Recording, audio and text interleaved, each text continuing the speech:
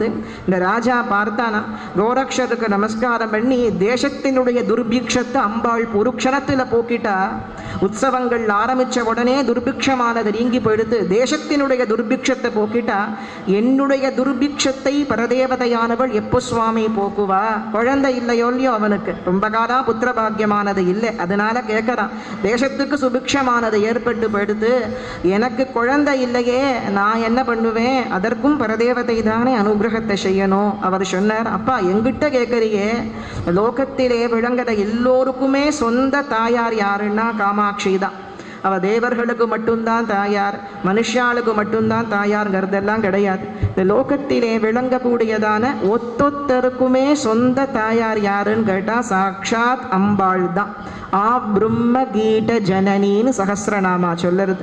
பிரம்மால இருந்து புழு பரியந்தம் விளங்கக்கூடியதான எல்லா ஜீவராசிகளுக்குமே பிரம்மஸ்தம்ப சில்ப கல்பனையான மூக்கர் சொல்லுவர். பிரம்மாவிலே தொடங்கி புழு பரியந்தம் இருக்கிற எல்லா ஜீவராசிகளுக்குமே ஒரே அம்மா உண்டு அப்படின்னா அது யாருன்னா சாக்ஷாத் காமாட்சி தான். இதே விஷயத்தை காளிதாசனும் சதுர்புஜே சந்திர கலாவதம்சே குச்சோன்னதே குங்கும ராகசோனே புன்ற இக்ஷுசாப பாஷாங்குஷ புஷ்பபானஹஸ்தே நமஸ்தே ஜகத் ஏகமாதா. இந்த லோகங்களுக்கெல்லாம் ஒரே தாயார் யாருன்னா இந்த காமாட்சி பரதேவதை தான். அந்த காமாட்சியினுடைய பாதார விந்தத்தை நீ கெட்டியா பிடிச்சுக்கோப்பா. அனுகிரகத்தை பண்ணறதுக்கு அவளை விட்டா வேற யாருமே கிடையாது. அதனால பராசக்தியினுடைய பாதார விந்தத்தை நீ கெட்டியா பிடிச்சுக்கோ அப்படின்னு விசேஷமா அவர் சொல்ற. அப்போ அவன் போய் அம்பாளை பிரார்த்தனை பண்ணிக்கிறான், பரதேவதே இத்தனை காலமா புத்திர பாக்கியமானது எனக்கு ஏற்படவே இல்லையே, இந்த கஷ்டத்தை தீர்த்து சௌபாகியத்தை உண்டு பண்ணறதுக்கு உன்னை தவிர வேற யாருமே இல்லம்மா. ஜெகன்மாதா அனுகிரகத்தை செய்தாயே, சந்தான பிராப்தியை கொடுத்து நீதான் ரட்சிக்கணும் அம்மா அப்படின்னு பிரார்த்தனை செய்து கொள்ள. இப்போ என்ன செய்யறா அப்படின்னு கேட்டாக்க அவர் பிரார்த்தனை பண்ணிக்கிறாருங்க. இந்த ராஜா காஞ்சி கஷேத்திரத்திலே விளங்கக்கூடிய காமாட்சியனுடைய சன்னிதானத்தில் பிரார்த்தனை பண்ணிக்கிறார். பரதேவதை என்ன பண்ணினாள், ஸ்ரீநகரத்திலே, அம்பாளுடைய ஸ்தானம் ஸ்ரீபுரம் ஸ்ரீநகரம்னு கேள்விப்பட்டிருக்கோம் இல்லையா, அந்த ஸ்ரீநகரத்தில் என்ன செய்யறாள், அம்பாளுடைய சொந்த புள்ள மகாகணபதி இருக்காரோ இல்லையோ, கணபதியை கூப்பிடுறா, கணேஷா இங்க வாப்பா அப்படின்னு கூப்பிடுறான். அப்படி மகாகணேசர் உடனே வந்து பரதேவதையினுடைய ஸ்வரூபத்தை தரிசனம் பண்ணி அம்பாளுக்கு நமஸ்காரம் பண்ணி சொல்லுங்கோம்மா அப்படின்னு சொல்லும்பொழுது தேவி சொன்னாலாம், என்னுடைய சிறந்த பக்தன் ஆகாஷ பூபதினு பேரு. அம்பாள் சொல்றா, என்னுடைய சிறந்த பக்தன் ஆகாஷ பூபதி. நேத்தி வரைக்கும் அவனுக்கு அம்பாளை மறந்து போயிட்டான். நேத்தி வரைக்கும் அவனுக்கு அம்பாள்னா யாருன்னே தெரியல, மறந்து போயிட்டான். அவனை சொல்றா பராசக்தி என்னுடைய சிறந்த பக்தன் அப்படிங்கிற. அப்படின்னா அம்பாளுடைய கருணைய இவ்வளவுன்னு சொல்லவே முடியாது. எல்லோருமே அவ குழந்தைகள் தானே. லோகத்தில் பாபத்தை பண்ணினவாளா இருந்தாலும் புண்ணியத்தை பண்ணினவாளா இருந்தாலும் நல்லவாளா இருந்தாலும் கெட்டவாளா இருந்தாலும் எல்லாருக்கும் அம்மா யாருன்னா அவ காமாட்சி ஒருத்தி தான், லலிதாம்பிகை தான், ராஜராஜேஸ்வரி தான். அவளை தவிர்த்து அம்மாங்கிறது லோகத்தில் இல்லை. அப்போ அவ சொல்றா, என்னுடைய பக்தன் ஆகாஷ பூபதி ரொம்ப காலம் புத்திர பாக்கியமே அவனுக்கு கிடையாது. அவனுடைய கர்மாவின்படி அவனுக்கு புத்திர பாக்கியம் இல்லை. அவ்வளவு அக்கிரமம் பண்ணிட்டான், உற்சவங்கள்லாம் தடுத்து நிறுத்திவிட்டா, அவனுக்கு புத்திர பாக்கியம் இல்லை. என்னுடைய பாதத்தை யார் சரணாகதி பண்ணி இருக்காளோ அவளை காப்பாற்ற வேண்டியது என்னுடைய கடமை. ஏன்னா பிரம்மா கையால் எழுதின எழுத்த தலையெழுத்த கால் கட்டை விரலால காமாட்சி அழிச்சுடுவாளாம். அவ்வளவு பெரிய கருவா நம்மளை தாக்க போகிறது அப்படின்னா பிரம்மா கையால் எழுதின தலையெழுத்து எழுதுறாரோ இல்லையோ அதை கால் கட்ட விரலால காமாட்சி அழிச்சுடுவா அப்படின்னா அவளுடைய பராக்கிரமத்தை தெரிஞ்சுக்க முடியும். அப்படி அவளை நம்பி ஒருத்தர் வந்துட்டான்னு சொன்னால் எத்தனையோ பேருக்கு எத்தனையோ அனுபவங்கள் விதியையும் மாற்றக்கூடியதான ஒரு வல்லமை பராசக்திக்கு உண்டு. அதனால தான் பராசக்தின்னே அவளுக்கு பேர். பராசக்தின்னா என்ன அர்த்தம்? எந்த சக்திக்கு மேலே வேற ஒரு சக்தி இல்லையோ, எந்த சக்திக்கு மேலே வேற ஒரு வஸ்து இல்லையோ, எதற்கு மேலே வேற ஒன்றுமே கிடையாதோ அதுக்கு பராசக்தி அப்படின்னு பேர். அதனால சர்வத்தையும் செய்யக்கூடிய சக்தியானது பரதேவத்தை ஒருத்திக்கு மட்டும்தான் உண்டு. அப்போ என்ன செய்யறான்னு கேட்டாக்க அம்பாள் சொல்றா, அவனுக்கு புத்திர பாக்கியம் இல்லைன்னு சொன்னா கூட என்னுடைய பாதார விந்தன் தான் கதின்னு நம்பி என்கிட்ட வந்திருக்கான் என் குழந்தை. அதனால என்ன பண்ணு, என்கிட்ட வந்தவாளுக்கு நான் எப்பொழுதும் ஸ்பெஷலாக தான் கொடுப்பேன். அம்பாளை நம்பி அவகிட்ட வந்துட்டோன்னா ஸ்பெஷலாக தான் கொடுப்பா அம்பாள். அதனால என்ன பண்ணினா, நீயே போய் அவனுக்கு குழந்தையா பிறந்துடேன். கணபதியை சொல்றா. இந்த பாக்கியம் யாருக்கு கிடைக்கும்? எந்த ஒரு தாயாரும் தன்னையே கொடுத்துடுவோம். தன் குழந்தைய கொடுன்னா யாராலும் கொடுப்பாளா? ஒரு அம்மா கிட்ட போய் நீ உன் குழந்தைய கொடு அப்படின்னா கொடுப்படா? எவ்வளவே கொடுக்க மாட்டான். பரதேவதை என்ன பண்ணினா, என்னை நம்பி என்னுடைய பாதமே கதின்னு வந்திருக்கான், அவனுக்கு புத்திர பாக்கியம் இல்லை, அதனால நீயே போய் அவனுக்கு குழந்தையா போற அப்படின்னு பரதேவதை உத்தரவிட மகாகணபதியானவர் பராசக்தியை மறுபடி நமஸ்காரம் பண்ணி ஒரு கலாரூபமாக ஆகாஷ பூபதியினுடைய கர்ப்பத்தில், ஆகாஷ பூபதி பத்னியினுடைய கர்ப்பத்தில் போய் சேர்த்தார் மகாகணபதினு காமாட்சி விலாசம் மார்கண்டேய புராணம் சொல்லுறது. அவனுக்கு ரொம்ப சந்தோஷம் தாங்கல. அம்பாளை பிரார்த்தனை பண்ணிண்ட அடுத்த க்ஷணமே இப்படி என் மனைவியானவள் கர்ப்பம் தெரிச்சுட்டாளே, இதை விட ஒரு விசேஷமானது லோகத்திலே வேற என்ன இருக்க முடியும்? பரதேவதையினுடைய பாதத்தை சரணாகதி பண்ணினாக்க போகம் மோக்ஷம் எல்லாமே கை மேல அப்படிங்கிறதுக்கு வேற என்ன பிரமாணம் வேணும் அப்படின்னு ரொம்ப ஆனந்தம் அவனுக்கு. தேசத்தில் ஏற்பட்ட துர்பிக்ஷமும் நீங்கி போயிடுது. இத்தனை வருஷ காலம் புத்திர பாக்கியம் இல்லைன்னு தவிச்சுன்னு இருந்தோம். அம்மா தாயே பரதேவத்தேன்னு உன்னுடைய சன்னிதானத்திற்கு வந்து அவளை பிரார்த்தனை பண்ணிண்ட உடனே குழந்தை பாக்கியமானது ஏற்பட்டுடுத்துன்னா இதை விட கருணை லோகத்திலே வேற என்ன இருக்க முடியும்னு அவனுக்கு ஆனந்தம் தாங்கல்ல. பராசக்தியை சரணாகதி செய்யதான் 10வது மாசம் ஸ்வர்ண விக்கிரகம் மாதிரி சாட்சாத் மகாகணபதியாச்சே. சாதாரணமா மகாகணபதியே ஸ்வர்ண விக்கிரகம் மாதிரி ஒரு குழந்தையாக அவனுக்கு பிறக்கிறார். குழந்தை பிறந்த 11வது நாள் புண்ணியாவாஜனம். அப்போ என்ன செய்யற ஆகாஷ பூபதி கோரக்ஷர் கிட்ட கேட்கிறானா. கோரக்ஷர் கிட்ட கேட்டு, சுவாமி பரதேவதையானவள் இவ்வளவு அனுகிரகத்தை எனக்கு பண்ணியிருக்காளே, அவளுக்கு நான் ஒண்ணுமே பண்ணவே இல்லையே, நம்ம என்ன பண்ண முடியும் அம்பாளை? ஆஹா, நான் அம்பாளுக்கு வஸ்திர சாத்திரைன்னு பிரார்த்தனை பண்ணிக்கிறேன் அப்படின்னா, அம்பாள் வந்து வியாபிச்சு இல்லாத இடம்னு ஒரு இடம் உண்டா? காஞ்சிபுரத்தில் மட்டும்தான் காமாட்சி இருக்காளா? அணுவுக்குள்ளேயும் அம்பாள் தான் இருக்கா. நம்ம கண்ணுக்கு தெரியாத எல்லா இடங்கள்லையும் வியாபிச்சு இருக்கக்கூடியவோ பரதேவதை. அவளுக்கு வஸ்திரம் கட்ட முடியுமா நம்மளால? 9 கஜம் புடவை வாங்கி சாத்திரண்டி அப்படின்னு அம்பாளை பிரார்த்தனை பண்ணிக்கிறோம். ஒரு 9 கஜ புடவையில காமாட்சியை அடைச்சிட முடியுமா? அது போருமா அவளுக்கு? பிரம்மாண்டம் முழுக்க வியாபிச்சிருக்கிற சைத்தன்ய வஸ்துவை அதால சாத்த முடியுமா? முடியாது. நம்ம திருப்திக்காக நான் உனக்கு வஸ்திரம் சாத்துறேன் தாயே, அவளை பிரார்த்தனை பண்ணிக்கிறோம். உனக்கு சக்கரை பொங்கல் நைவேத்தியம் பண்றேன், பாயசம் நைவேத்தியம் பண்றேன், வடை நைவேத்தியம் பண்றேன். பிரம்மாண்டத்தினுடைய கல்ப கோட்டியிலே, கல்பத்தினுடைய முடிவிலே கவளங்கவளமா பிரம்மாண்டங்களை வாயில போட்டுப்பாளாம் பராசக்தி. கல்பத்தினுடைய முடிவில் மகாகிராசாகை நமகா விஸ்வகிராசாகை நமகான்னு சகசிரநாமா சொல்லுறது. கல்பத்தினுடைய முடிவில் கவளங்கவளமா பிரம்மாண்டங்களை வாயில போட்டுக்கிற பராசக்திக்கு குட்டான்னமும் தயிர் சாதமும் சக்கரை பொங்கலும் பாயசமும் நைவேத்தியம் பண்ணி ஆகுமா? ஆனாலும் நமக்காக வேண்டி அதை எல்லாத்தையும் பரதேவதையானவள் ஏத்துண்டு அனுகிரகத்தை பண்ணிட்டு தான் இருக்கா. அது வேற விஷயம். நமக்காக வேண்டி அதை எல்லாத்தையும் பராசக்தியானவள் ஏத்துக்கிறான்.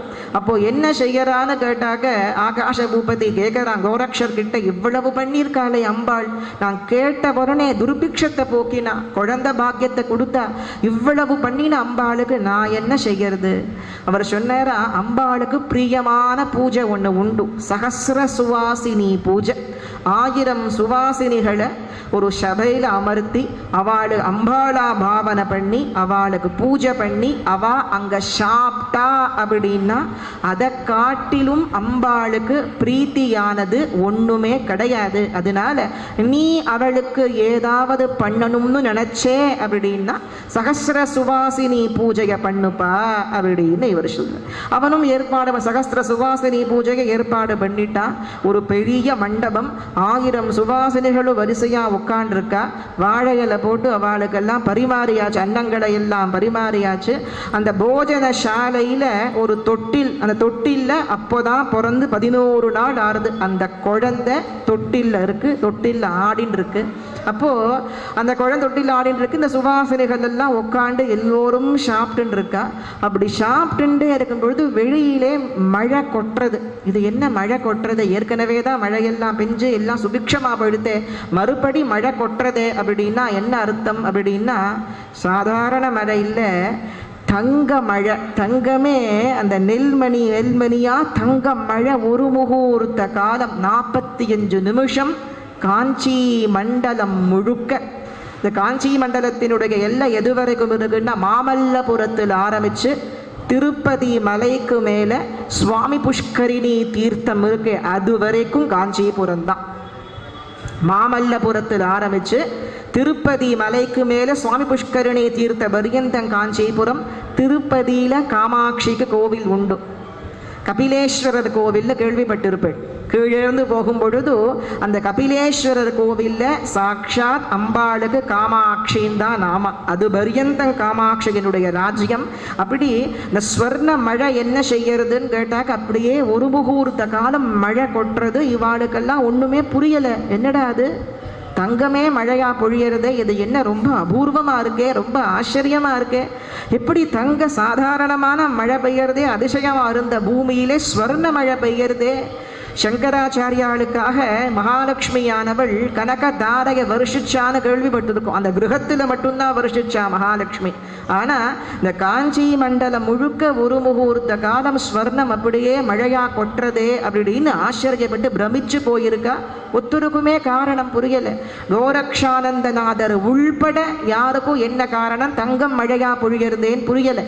அப்போ என்ன பண்ணினார் அப்படின்னு கேட்டாக்க, இந்த பிறந்து 11 நாள் குழந்தை இருக்கும், அந்த குழந்தை அப்பா அப்படின்னு கூப்பிடுறது.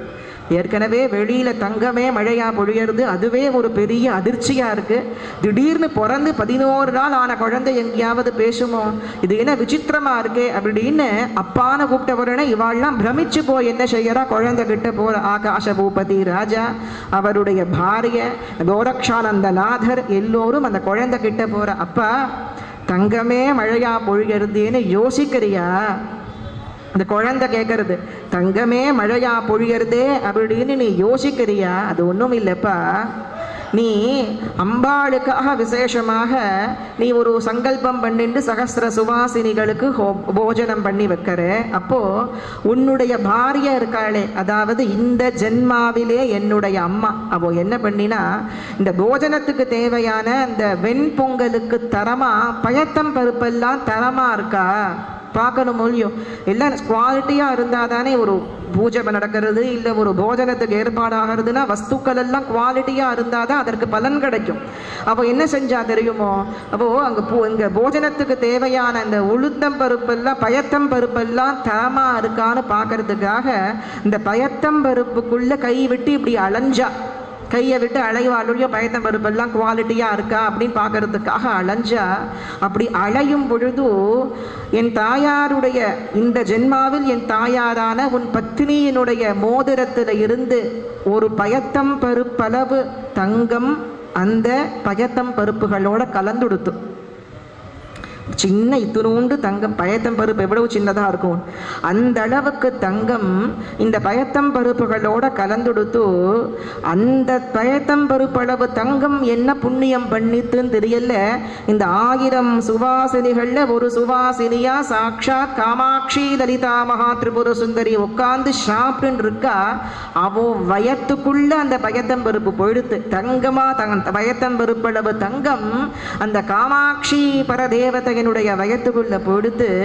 ஒரு இத்துணூண்டு பயத்தம் பருப்பு அவ வயத்துக்குள்ள போனதுக்கு பிரதியாக ஒரு முகூர்த்த காலம் பரதேவத ஸ்வர்ணத்தையே மழையா கொட்டிருக்கா அப்படின்னு தான் அந்த குழந்தை.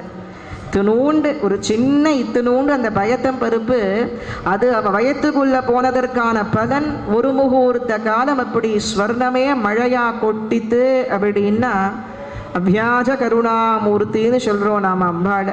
வியாஜம் அப்படின்னா காரணம்னு அர்த்தம். அதாவது எந்த விதமான காரணமுமே இல்லாம கருணைய மழையா கொட்டுறதுனால தான் பராசக்தியான அம்பாளுக்கு அபியாஜ கருணாமூர்த்தி அப்படின்னு நாம. அப்படி பிரமிச்சு போய் பயத்தம்பருப்பு தங்கம் மழை கொட்டுது பெரிய அதிசயம் கிடையாது. 1000 சுவாசினிகள்ல ஒரு சுவாசினியா சாட்சாத் காமாட்சியே உட்கார்ந்து சாப்பிட்டுருக்காளே, இதை விடவும் பரம அதிசயம் லோகத்திலே வேற என்ன இருக்க முடியும்?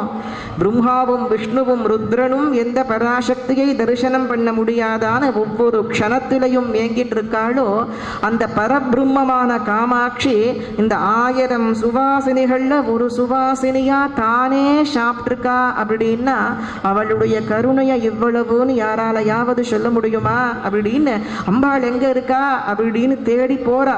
1000 சுவாசனைகள்ல ஒரு சுவாசினியா தேவி சாப்பிட்டுருக்காளே, அது எங்கன்னு தேடி போனாக்க இலை மாத்திரம்தான் இருக்கு. இலையில தேவி சாப்பிட்ட மிச்சம் இருக்கிற வெண்பொங்கல் இருக்கு. அந்த குழந்தை அப்படியே தவழ்ந்து வந்து அந்த பிரசாதத்தை எடுத்து தான் ஒரு வா சாப்பிட்டுட்டு அம்பாள் மறைஞ்சு போயிட்டாளேன்னு கவலைப்பட வேண்டாம். எல்லாத்தையும் அம்பாள் சாப்பிட்டுட்டால் நமக்கு பிரசாதம் கிடைக்காது. பிரசாதம் சேஷம்தானே பிரசாதம். அந்த பரபிரம்மமான பராசக்தி சாப்பிட்ட மிச்சம்தானே பிரசாதம். அதனால நமக்கெல்லாம் அனுகிரகம் பண்ணுறதுக்காக வேண்டித்தான் அந்த பராசக்தியானவள் என்ன பண்ணியிருக்கா, கொஞ்சம் பிரசாதத்தை மிச்சம் வச்சிருக்கா. இந்த எல்லோரும் சாப்பிடுங்கோ அப்படின்னு அந்த குழந்தை மகாகணபதி குழந்தை துண்டீரன்னு பேர். அதனால தான் தொண்டை மண்டலம்னு இந்த மெட்ராஸு, காஞ்சிபுரம், திருவள்ளூர் இந்த நகரத்துக்கெல்லாம் தொண்டை மண்டலம்னு ஏன் பேருன்னா துண்டீரன் அப்படி துதிக்கையை உடையவன் அப்படின்னு அர்த்தம். மகாகணபதியையே துண்டீரனா அவதாரம் பண்ணி காமாட்சியினுடைய பிரசாதத்தையும் தன்னுடைய பிரசாதத்தையும் சேர்த்து அத்தனை பேருக்கும் அனுகிரகத்தை பண்ணினா அப்படிங்கிற விஷயத்தை காமாட்சி விலாசமானது அதி விசேஷமாக சொல்லுறது. அப்படி பரபிரம்மஸ்வரூபிணியாக ஸ்ரீமாதாவானவள் விளங்கி ஒரு சின்ன பயத்தம்பருப்பு தன் குக்ஷிக்குள்ள போனதுக்கு ஒரு முகூர்த்த காலம் ஸ்வர்ண மழையை பொழிஞ்சு அனுகிரகத்தை பண்ணினா அப்படின்னு அந்த பரதேவதையனுடைய பாதார விந்தத்தை